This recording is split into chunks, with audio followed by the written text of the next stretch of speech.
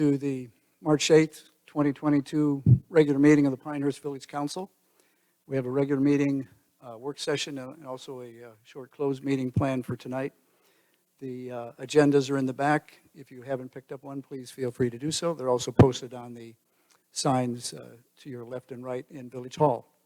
If you are watching this meeting by the live stream and you wish to provide comments or information or suggestions to the village council and staff, you can do that by sending an email to the village clerk while we're meeting here. That email address is publiccomments, one word but two C's, publiccomments@vopnc.org. The clerk will circulate those written comments by email to members of the village council and appropriate staff during the next 24 hours. Again, welcome to this meeting. Our first order of the agenda goes to our reports, and I'll call on the village manager for his report of this meeting. Jeff, thank you. Thank you, John. Two things I'd like to comment on. The first is St. Patrick's Day and the parade that's planned for this weekend. It's always a great event. We're hoping for the best with regard to weather, but we are watching the weather.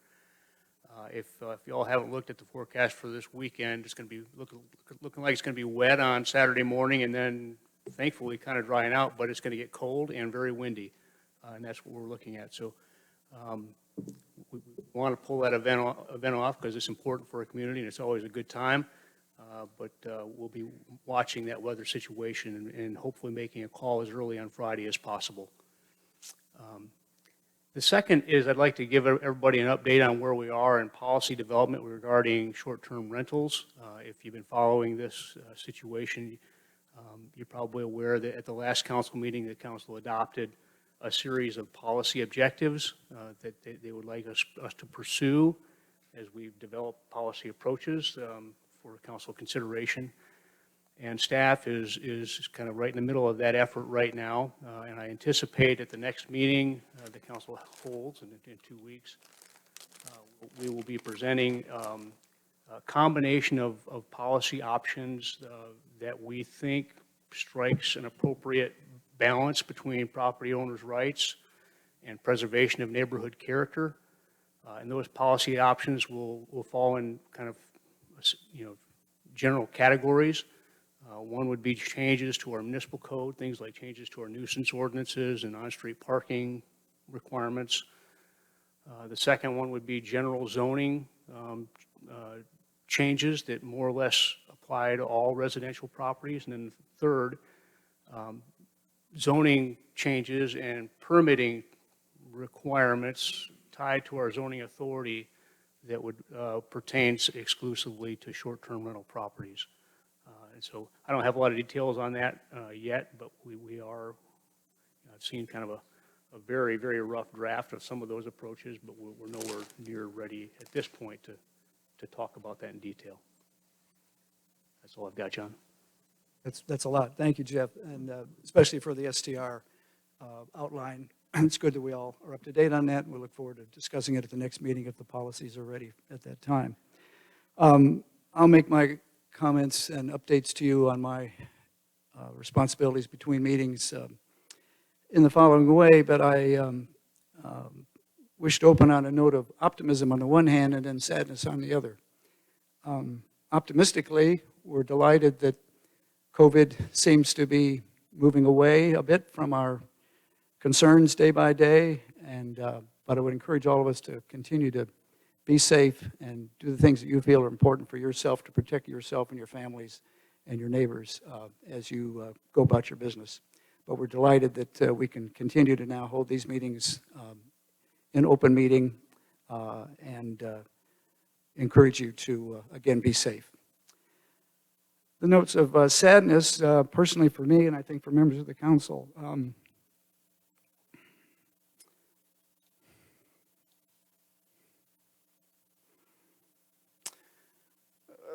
we've lost two important members of the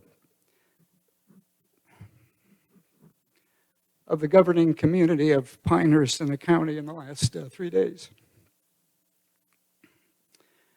Louis Gregory was a member of the Moore County Commissioners and represented Pinehurst. Louis was a wonderful man served tirelessly over years in many public service arenas, and we miss him greatly at the commissioner level. As you know, he had to resign just a month ago and died just a few days ago. Unfortunate for his family and for all of us who knew him. Even closer to home, Jeff, would you talk about Cindy, please? Yeah, I'm at about the same time this weekend. Cindy Burnett passed as well. This is fairly unexpected. I think a lot of us that knew her very well knew that she had pretty significant health problems. Some of the latest news we had heard was pretty positive. We thought that she was in pretty good shape, and we were very deeply saddened that she passed as well on Saturday. Cindy served on our Planning and Zoning Board and our Board of Adjustments with distinction. Was the chairman of the Planning and Zoning Board, and just recently had to resign from that position due to her health concerns. But we're really going to miss Cindy and all that she's contributed to our community. Thank you, Jeff. Cindy was a great individual and a great member of our village government and a friend of everyone that she ever came to know in her position here with the village. So it's a very, very personal thing for many of us. Thank you, Jeff. Looking ahead to other reports of mine to this meeting, the Mayor Pro Tem and I and the village manager spent a few minutes a week ago with Louis Gregory's successor, Nick Pacerno. Nick has now been sworn in as the commissioner for District 2 in Moore County, which is our district. I think I have that right. Nick previously served on the Board of Commissioners. We had a very informal, very helpful chat with him about concerns and issues that Pinehurst is working on, and I'm sure he'll be a very active and supportive member of the Board of Commissioners looking forward. Next, we had last week, some of you may have participated in the open meetings and hearing meetings with the National Park Service and their consultant who has completed the consulting study on the integrity and conditions of the Pinehurst National Historic Landmark, basically all of Old Town Pinehurst. It was a very interesting conversation with them. The report has been reviewed by the Village Council, will be reviewed by our Historic Preservation Commission and the Planning Board, and it's a very fair and balanced report, in my opinion, and I think Council joins me in that. So we look forward to working with our partners at the Park Service, at the State Historic Preservation Commission, and here in Pinehurst with our planning boards to carry out the good stewardship that we've had over Pinehurst over the last many years, and to make some changes and suggestions that they have in the report for us. Additionally, last Friday in this room, there were nearly 200 people assembled to hear a very special address by Dee Dee Petrie, who is the chair of Olmsted 200. That's the group nationally that is celebrating the 200th anniversary of Frederick Law Olmsted, who with his firm designed the village of Pinehurst at the request of our founders, the Tufts family, in 1895. Dee Dee brought a lot of insights to us.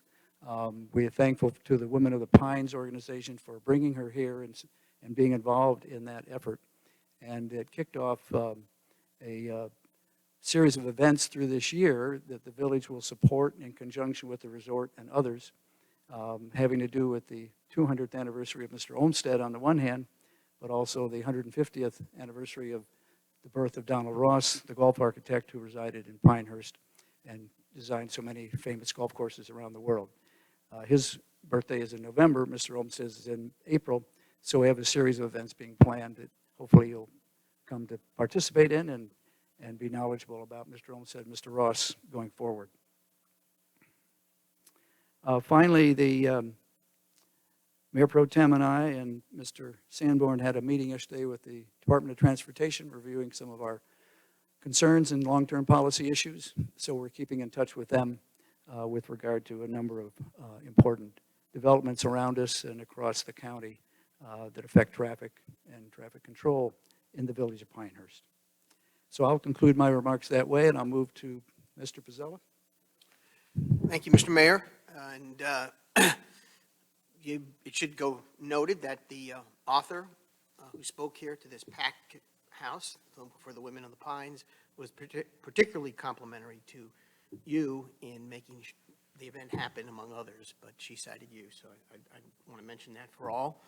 The past week, I had the opportunity, was invited to speak before the North Carolina Society of Surveyors, who had their convention, annual convention here at the Carolina Hotel, and I was pleasantly surprised. They had a crowd of about 200 North Carolina surveyors. I learned a lot, and they were very complimentary of Pinehurst, and they were already planning on when they would have their next convention here. Tomorrow, I'm going to be speaking at the Sand Hills Rotary at the Carolina Hotel, very early tomorrow morning at 7 o'clock, so I don't expect there to be a large crowd. Yesterday, I attended, along with Councilwoman Hogeman, the Beautification Committee, and it was my first time as a member of the council to attend a meeting of that group. There were about 10 members, and I was particularly impressed with the seriousness they all took about their job and their knowledge that they had about out of every nook and cranny in the village, from where trees are planted and flowers are to grow, and I think it's good that we have citizens like that who step up and participate in these voluntary boards and commissions. And I encourage those of you who may be listening, or those of you that are here, to give some thought to participating yourselves, if you're already or not, because you can really have an input.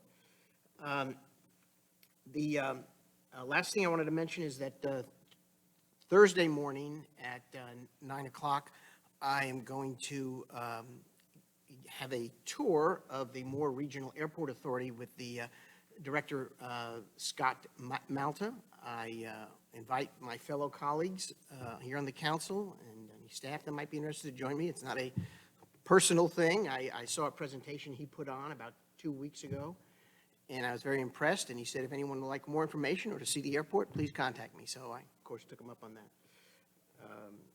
And I will report back if there's items of interest to let everybody know. That's all I have. Thank you. Thank you. Lydia?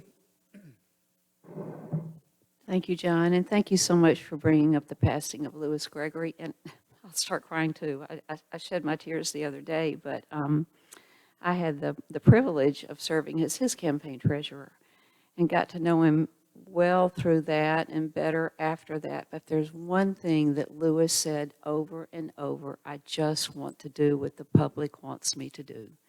That especially was true of the schools, but even, I don't know if y'all knew this, he planned on resigning in March, but moved his resignation date up into February just so the public could select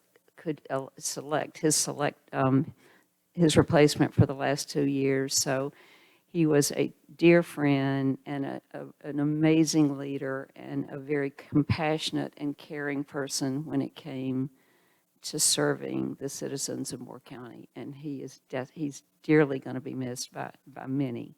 And that's all I've got. Thank you. Thank you, Lydia. Jeff Morgan? Only I've got is a recognition of International Women's Day, which is today. The theme of International Women's Day is stopping the bias. So I just bring that up here in Pinehurst, that do our part in stopping the bias. I've got no other reports. Thank you, Jeff. Jane Hogeman? Thank you. And I'd like to say about Cindy Burnett, she was very interested in the Green Growth Toolbox. And we and Leo Santawaso also were at a day-long workshop for that given by the North Carolina Fish and Wildlife back in 2019. And it was very comprehensive, and she was very interested in the village being able to incorporate some of those tactics, which was wonderful. So I'm going to miss her. She was great. At the Beautification Committee meeting yesterday, one of the things that the committee is going to be looking at, in addition to all of its plantings and so forth, is encouraging unified signage in the village center. They've got a little bit of grant money that they can parcel out, and they're interested in looking into this. So that was interesting to hear. And then a week ago Friday, on the 25th of February, there was a meeting put on, organized by Tom McGinnis and Jamie Bowles down in Aberdeen, to address the bank fraud that's been going on, not just in Pinehurst, but across North Carolina, quite a bit of it. And it was the most amazing meeting. They had the sheriff, Moore County Sheriff there. They had somebody from the FBI there. Mayor Strickland was there. I was there. We were out in the hall because they reached fire capacity and said, anybody who is justly here to listen, please go out in the hall. But they had Pinehurst Chief of Police, the Aberdeen Chief of Police, all kinds of police and sheriff's officers. And the long and the short of it is that they were organizing together so that at the village, town, county, state, and federal levels, we're going to be working together on sorting this out, which was, it was amazing. So I was glad that they were pulling together to do that. I've never seen anything like that in my life. It was a great response. I'll just add to that, Jane, you're absolutely right. The leadership on this issue taken by our State Representative Jamie Bowles and our State Senator Tom McGinnis is really extraordinary. And the follow-up is with them, and I'm sure they'll do everything they can to have this fraud terminated and not repeated again in the future. Moving along, we'll go on to agenda item number 3 for tonight's meeting. And that is a motion to approve the consent agenda, which items you see listed there. Before I seek that motion, I'll ask this question. Is there any questions or issues in those consent agenda items that a council member wishes to further discuss or pull out for later discussion? Seeing none, is there a motion to adopt the consent agenda, please? I'll move to approve all the items listed and considered routine on the consent agenda. It's a motion by Jane Hogeman. Is there a second? Second. It's a second by Pat Pizzella. All in favor say aye. Aye. Any opposed? Seeing none, the motion carries. Move on to agenda item number 4, which is a discussion of a budget amendment. Mr. Sanborn.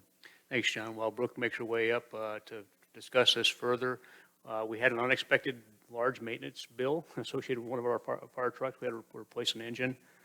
And due to the impact of that on our remaining budget in the fire department, we have to ask you to realign some funds in the existing budget. And so go ahead, Brooke.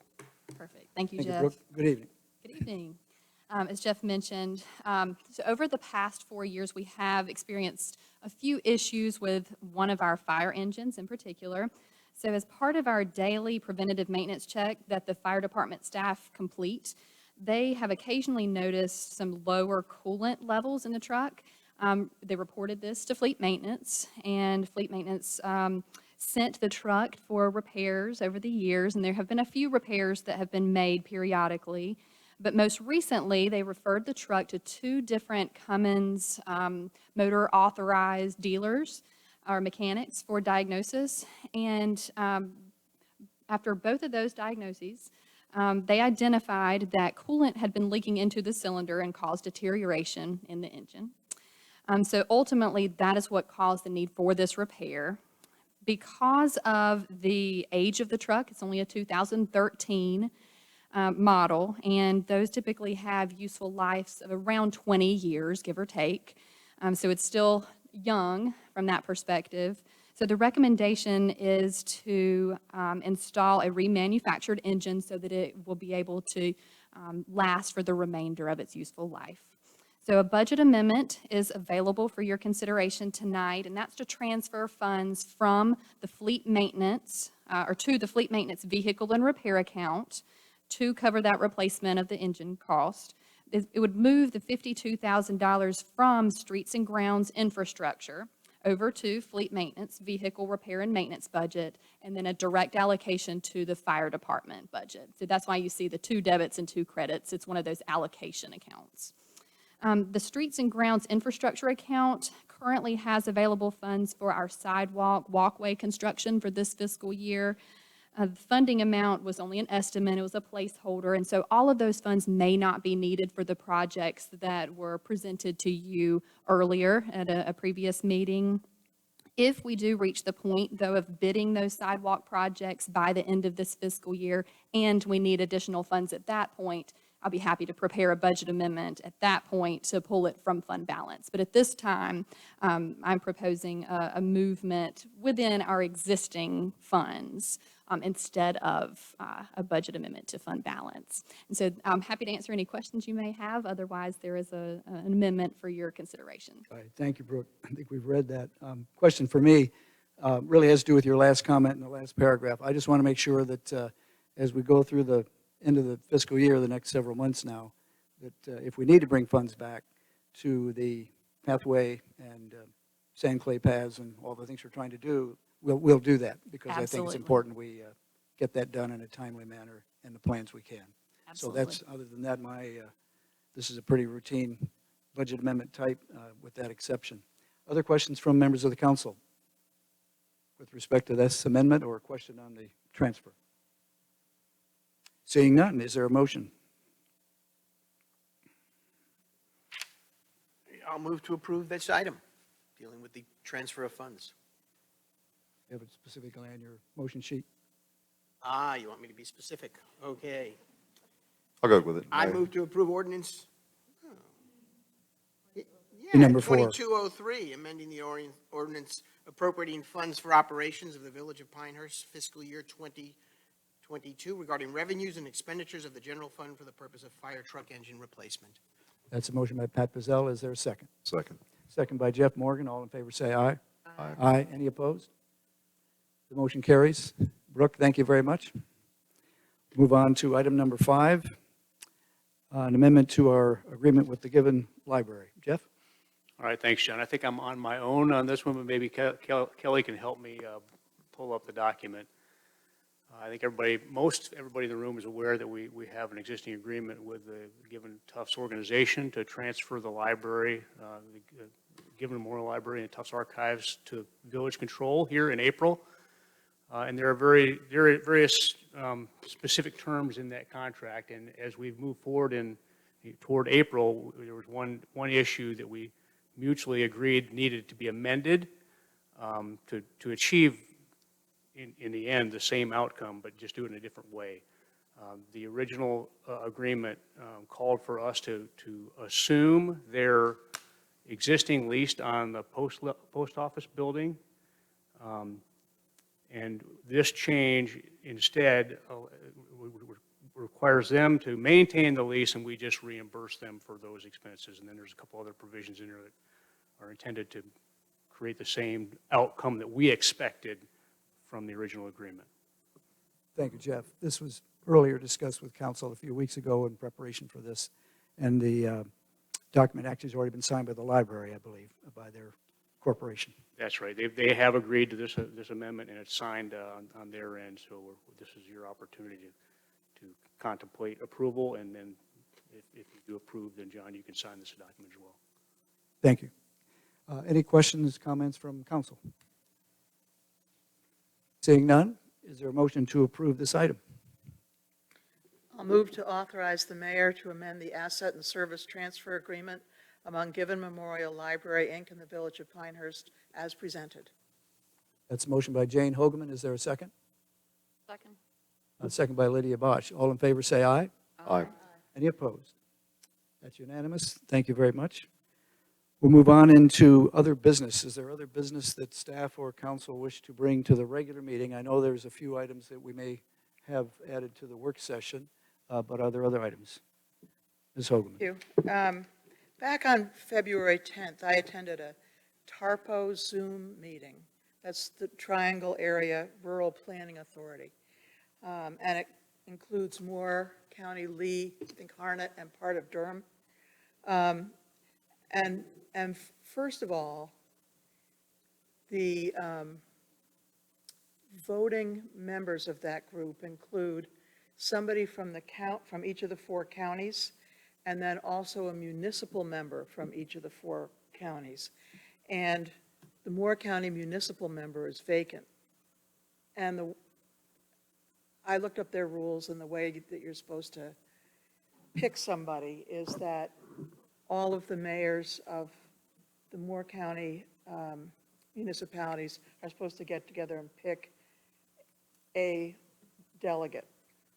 But we should have somebody as opposed to not having anybody. That's in process right now. Okay, good. With Matt Day, and he's talked to the mayors, and we made some nominations, and I think we get a note from him in about another week to All make right. that election. So then, another thing that happened there was, the STIP list, which is the short list of actual projects they might really do. And the STIP list gets,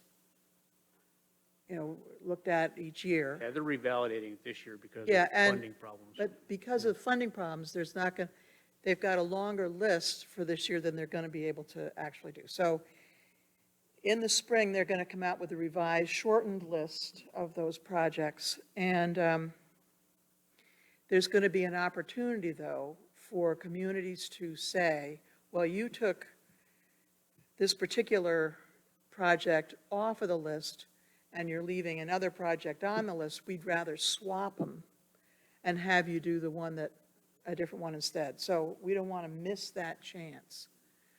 And thirdly of all, apparently Moore County asked TARPO to reassess, do an update on future anticipated traffic volumes around the county.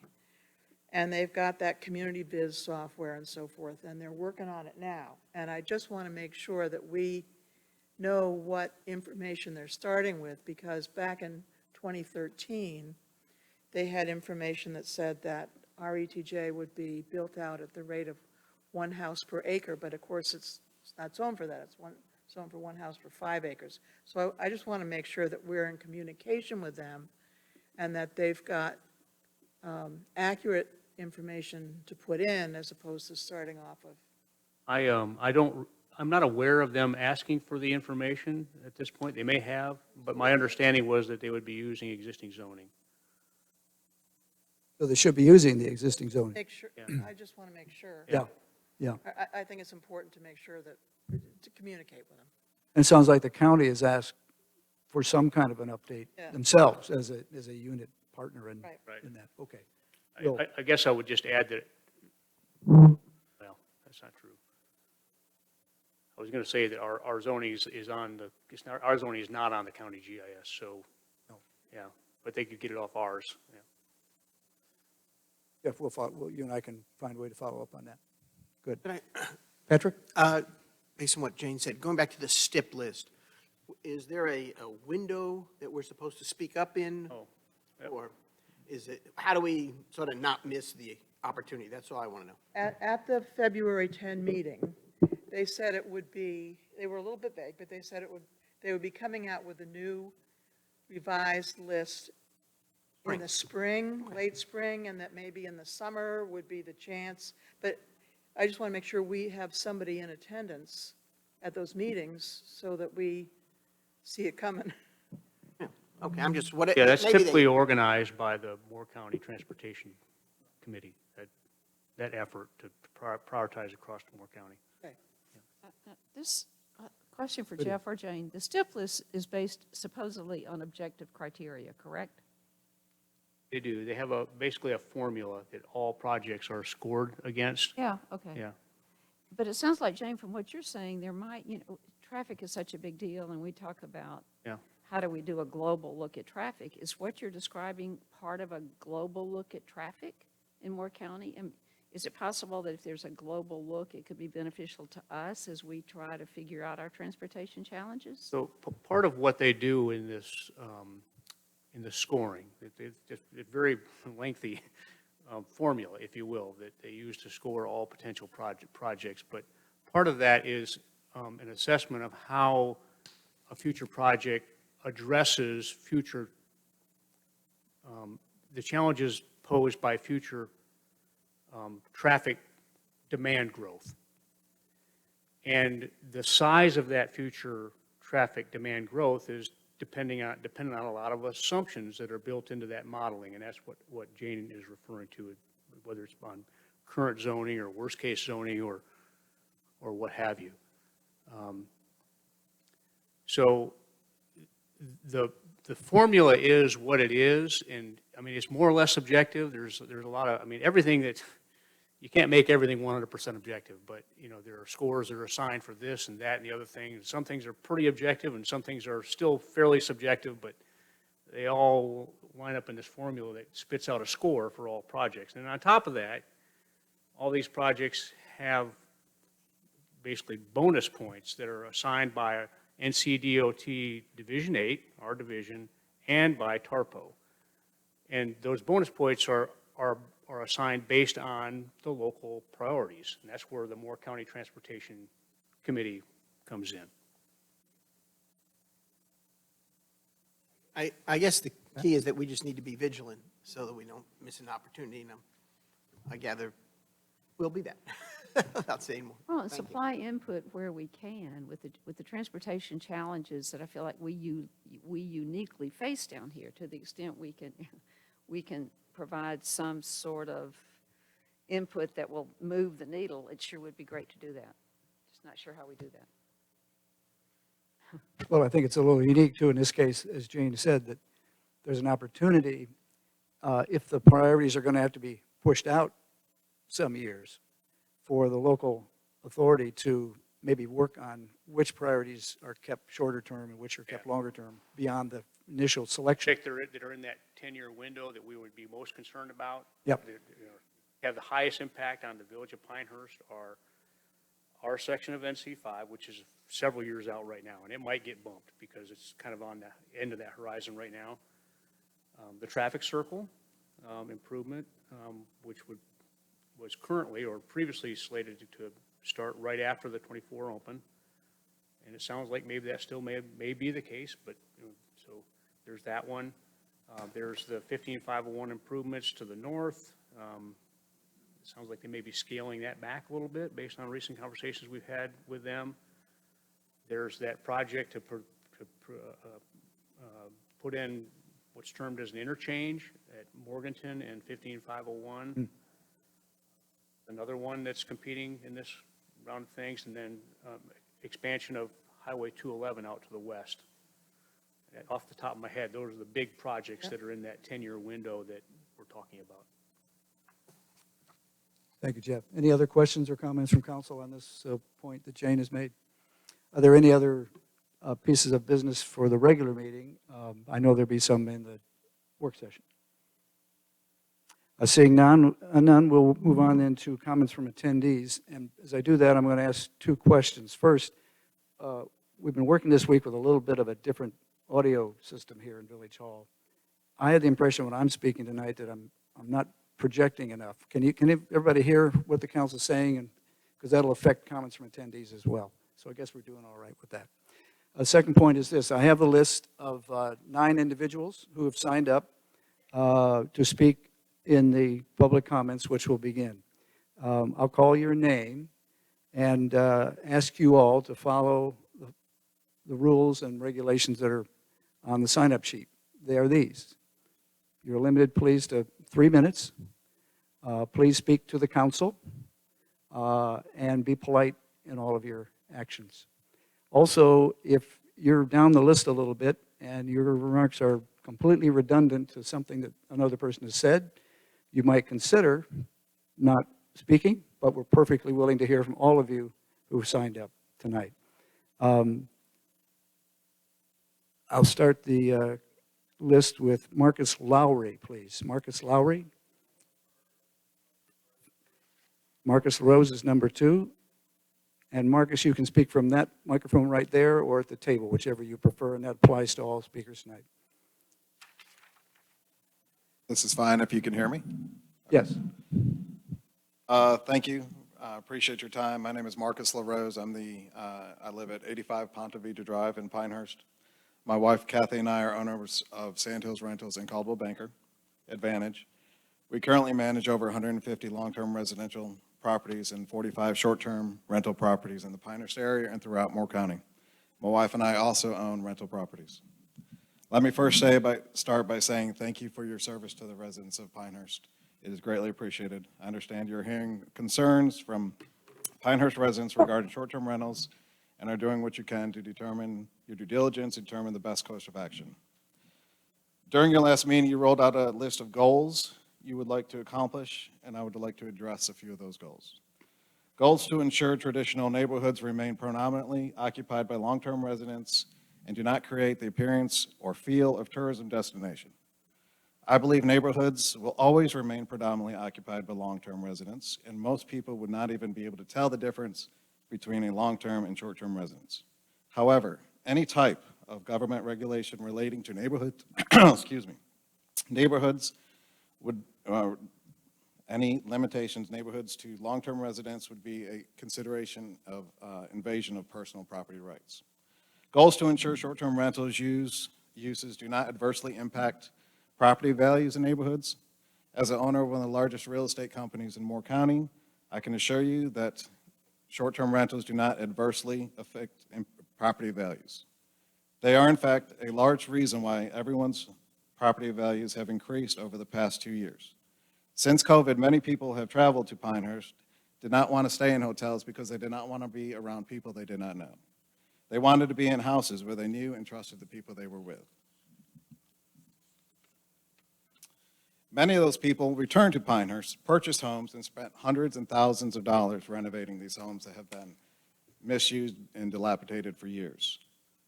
They made offers substantially more than the home was worth because they knew they could rent the property and cover most of, if not all, their expenses, both of which have increased the property values in Pinehurst for everybody. Your goals to ensure short-term rental properties are not used as party houses or for large events. Short-term rentals are not party houses. Have there been issues in the past for some groups? Of course. You're all aware of the property on Magnolia Road, Exhibit A. That was unfortunately one of my properties. We learned a lot from that. We addressed those situations, and we put regulations in to make sure that those will not happen again. That was a time in this country when things were there were a lot of different riots going on, a lot of different things going on, and I believe that the Pinehurst Police handled that the best way they could possibly handle it. Mr. Sambord recently stated that analysis of rental-related complaints filed with the Pinehurst Police Department showed that there really isn't an evidence to back up the concerns.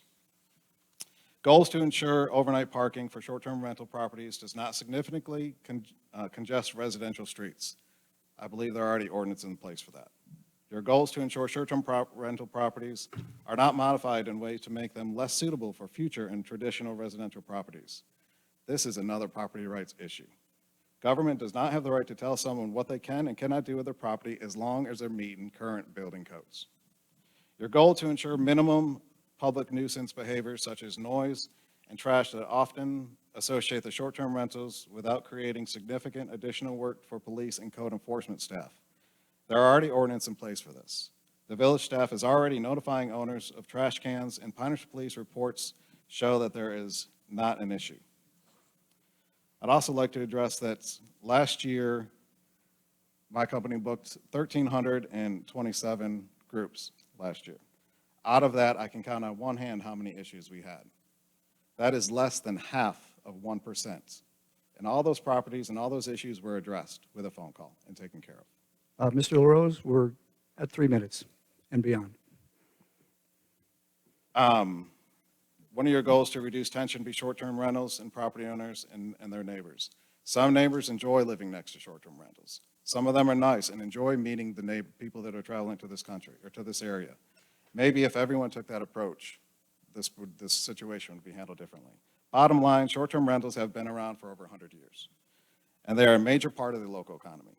I can attest that all of my groups paid their sales tax, their room occupancy tax, they spend a lot of money in the golf courses, restaurants, shopping locally, and shopping and groceries, all locally. There's a study done by the CVB a few years ago that said people came to Pinehurst, spent an average of $275 per day. I'm sure that number is much higher today. But if Mrs. that is true- LaRose, we're past the time, please. Let me finish. I'm almost there. Thank you. We asked for 3 minutes. Please try to abide by that guideline. So with my groups just last year, the local economy, they contributed over $6 million to this local economy. So I ask you, what is a real issue? Because last time I checked, homeowners that have houses next to people that don't like short-term rentals is not against any issues, not against any laws. I encourage you not to manage to the exception. Just because a small percentage of residents come to these meetings over and over complaining about short-term rentals doesn't mean you need to create rules and regulations that will affect many more homeowners, businesses, and visitors to this area that benefit from short-term rentals. Thank you. Michael Patterson, followed by Mr. Jeff Heinz, followed by Jim Nash. Michael Patterson.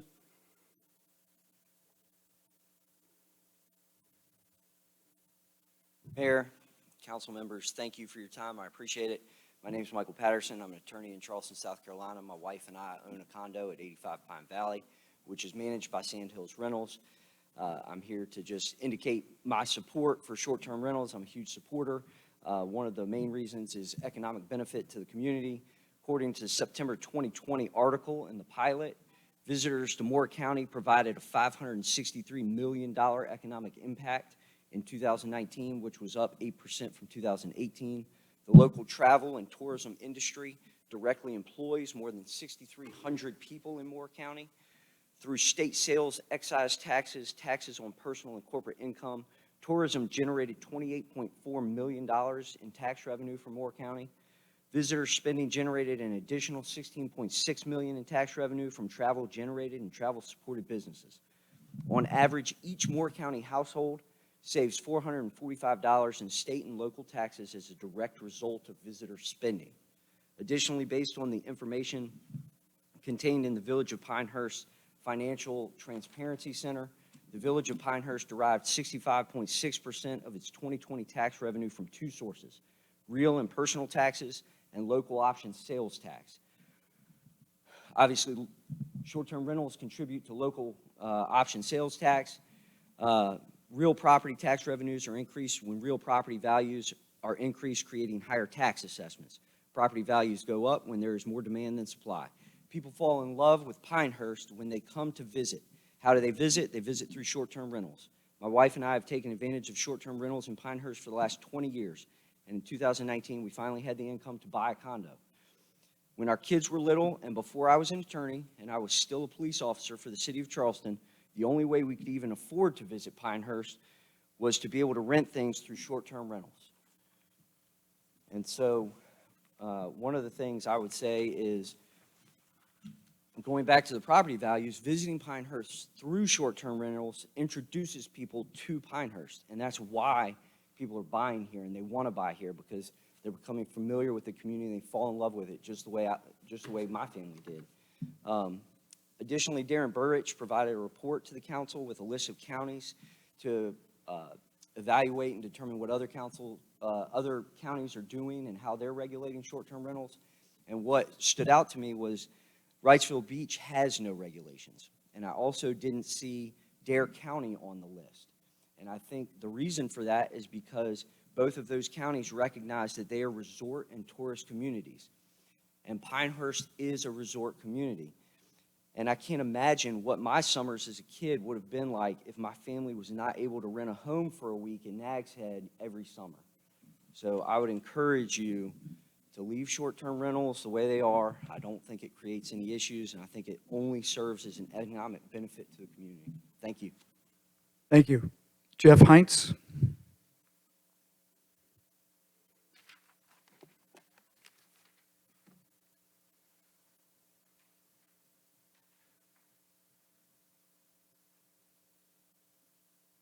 Thank you, Mayor. Jeff Heinz, 225 Lake Forest Drive Southwest, Pinehurst. I guess I have a couple things to say. I'm a lawyer also. I'm a big believer in individual rights also. I'm aware of the rights asserted by those who own and operate short-term rentals, and I'm respectful of them. What I don't understand is what I perceive to be their indifference to my rights as the neighbor of a short-term rental property, and the concerns, the legitimate, I think, concerns that I have as to the impact of that property on the quality of my life. There's a lot of different ways to generate economic impact. We could have a casino in Pinehurst if we wanted to. That would generate a lot of economic impact, but I'm not sure anybody would be in favor of that. And the number of dollars that get attached to the activity that's conducted in the house next to me is irrelevant insofar as it relates to the impact on what happens in my home when that property is rented. I wasn't going to say anything tonight because you've heard all these arguments pro and con. And I think maybe it was Mrs. Besh who, and maybe evocative of the fact that today is the International Day of the Woman, mentioned the phrase that was used by Commissioner Gregory, where you just you want to do what the people want you to do. The people, the short-term rental operators and the neighbors of short-term rental operators want the council to take some action with respect to this. Well, they don't want us to take any action, or don't want you to take any action, but there is a strong group of proponents that would like to see some action taken. And that's why it was encouraging to hear the balanced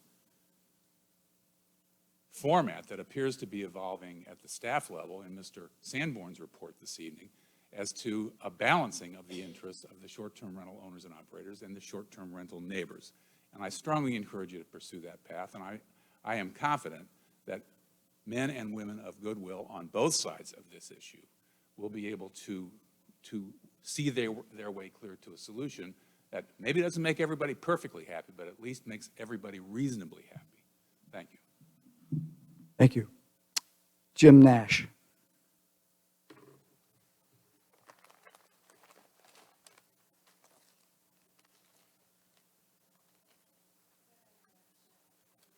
Very good. Yeah, excellent. Thank you. Jim Nash, 25 Lakeview Drive East. Jim, could you speak up just a little bit? Thank you very much. Closer. Lean in. First of all, I'd like to, from the downtown business owners, we appreciate the efforts of the council and the administration for taking up the banner on the parking program, so thank you for doing this. And I'd like to offer a few comments and suggestions on the signage and the letter. First of all, the sign. Park here to dine, shop, and visit. Worded as such, it almost makes it sound like these are the only places to park if you're going to shop, dine, or visit. So if these are going to be dedicated spaces, dedicated 24 spaces to dine, shop, and visit, let me suggest it say reserved for dine, shop, and visit. Seems to me to make more sense. On to the letter, and if you follow my logic here, I might be able to save the village $16,000. Speak up. That can go towards the fire engine. The first paragraph I thought was great. Wouldn't change a thing there. The second paragraph, if 24 spaces are dedicated to dine, shop, and visit customers, and all of those working downtown are requested to park in remote lot areas, and let's say that they all comply. This is where you're supposed to laugh. Then who are the other 287 spaces for? It seems almost redundant if all those working downtown are being asked to park responsibly, meaning remotely, and everyone else is either coming downtown to dine or shop or visit, regardless of where they park, dedicated sign or not. So if you eliminate the signs and the cost thereof and focus on the enforcement of employee parking and just make the entire downtown parking for those wishing to dine, shop, or visit, the parking issue is largely resolved. So make your second paragraph the de facto modus operandi for management and employee parking downtown, and the dedicated to reserve parking is completely a moot point. You still will have an enforcement issue with compliance either way you go on this. And you're going to have to address that enforcement issue. On the enforcement and the compliance thereof, I would suggest administration and council get on the front end of this and have a backup plan, because I know the main violators, and I don't think that this is going to really change. The letter's not going to change their irresponsible parking habits. And the reason that I know this is because the mayor's been kind enough to come downtown at my request and talk to a few of these people. And their habit changed for about maybe 1 week. And they're all back to the same irresponsible parking routines. And it did not really faze them at all. Okay, so continuing on to the second paragraph, the sentence, the second step we are taking is asking every business owner, manager, executive of a downtown business to require their staff to park in locations that are not in front of any retail establishment, restaurant, bank, or office building. I would suggest downtown business to require their staff, friends, and set the example themselves and friends to park in locations that are not in front of retail establishments.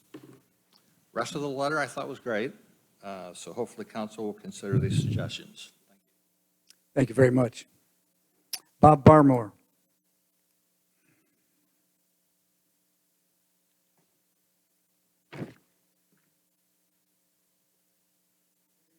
Thank you very much. Just quickly, I am a neighbor of a short-term rental. I'm 2 doors down from one and probably within earshot of 3 or 4. I live at 850 Donald Ross Drive. I've had no problems. I know when there's people there, I see the people, they're enjoying themselves, I wave, I say hello, but I know of no actual problems in the 3 years I've lived in that address. If there was a problem, I'd call the police. I have a pretty good working knowledge of what the ordinances are, and when people violate the law and it bothers me, I will get on the phone and call the cops, and I think they will take care of things. I encourage the Pinehurst Police and the council to arrange to have our ordinances enforced on all residences. And I think trying to carve out short-term rentals for special treatment is a dangerous road to take. Thank you very much. Thank you, Mr. Barmore. Brandon Goodman.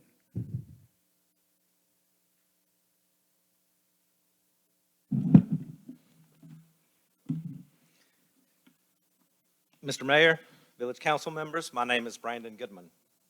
I own 3 vacation rentals in the Village Center that I manage responsibly. A comment was made at the early February meeting that vacation rentals have been a part of Pinehurst since 1895. That comment was remarkably dismissed as those rentals were somehow different. I would submit that the only difference is the democratization of their ownership. 2 of my houses were purpose-built in 1896 by James Tufts for people on vacation. Vacation rentals have, in fact, been a part of Pinehurst for over 125 years. I have reviewed the goals that were adopted and can only assume there is a problem identified to warrant each goal. I have heard the issues championed here. Some may be real, but most are perceived. Speaking only for myself, I have not experienced any of them. There have been thousands of folks over the years that have vacationed in homes here without issue. I believe we must be careful not to hyper-sensationalize an isolated event. Nuisance properties are a problem for everyone.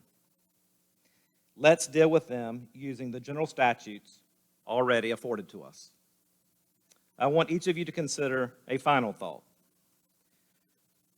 When did people on vacation become undesirable?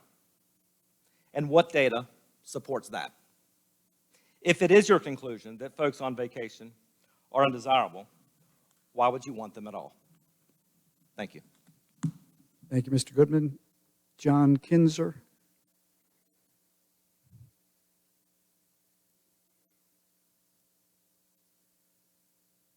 Thank you, council, for your time. This is my second time here. I'm a property owner at 600 Linden Road. We are short-term rental folks. We rent our house out from time to time, actually through Marcus. Just wanted to come and kind of speak my voice here. We were one of those groups that came down to Pinehurst. We stayed in the hotel and we fell in love, and we started driving around and thought, man, we got to have a house here. Where are we going to buy a house? So we drove around. We saw some for sale signs, and we saw this lot on Linden Road. The house is built. It's beautiful. It's a great property. We absolutely love it. We come down often with our family. We give it to other families to come down. And then we rent it through Marcus, and we have a ton of people who come down, and the resounding voice of every group that leaves is this weekend open next year? Because we want to come back. And it's mostly guys and gals who like to play golf and enjoy Pinehurst, but we are on the side of the historic preservation and character of Pinehurst because that's what we fell in love with. And we could not own this house without the short-term rental we have, and will one day hopefully be where we come and live. It's a long-term vision, and it's something that we couldn't achieve without the short-term rental. So to have that restricted would be very detrimental to me as a property owner in Pinehurst, and I hope you consider that when you consider your regulation that you hear and that you consider putting in place. I saw your ears perk up when you heard $16,000 over there. You have almost 400 rental properties in Pinehurst. Just a $50 registration fee with vacation rentals would generate $20,000 in income. So that's something you could consider. I think equating casinos to rental properties is a little outlandish. I think everybody would agree. But we do want to make sure that property owners are respected and permanent residents are not subject to any kind of nuisance for our properties. We have had, we are maybe one of, if not the most grossing properties with Marcus, and I think we've had 0 complaints on our property. Absolutely none. And we have large groups. We have 12 to 16 to maybe 20 people stay in the property. I keep in touch with our neighbors, and they have had no complaints. So I'd like you to consider that because it's our utmost objective to make sure that we keep Pinehurst beautiful because we fell in love with it, that we make sure, and Marcus does a great job in his team making sure that our folks are respectful. They know the rules. They know that it is not a party district. They know that there are neighbors close by and that noise after a certain hour is not allowed. So we want to follow the rules. I think the rules in place are accommodating for enjoyment for the folks that are here permanently and also folks that would like to enjoy Pinehurst in the short term. So I just wanted to give the perspective of a property owner here who one day would like to be a permanent property owner, and without what we are able to do now, that would not be possible. So thank you. Thank you, Mr. Kinzer. Is it Kelly Curran? Thank you.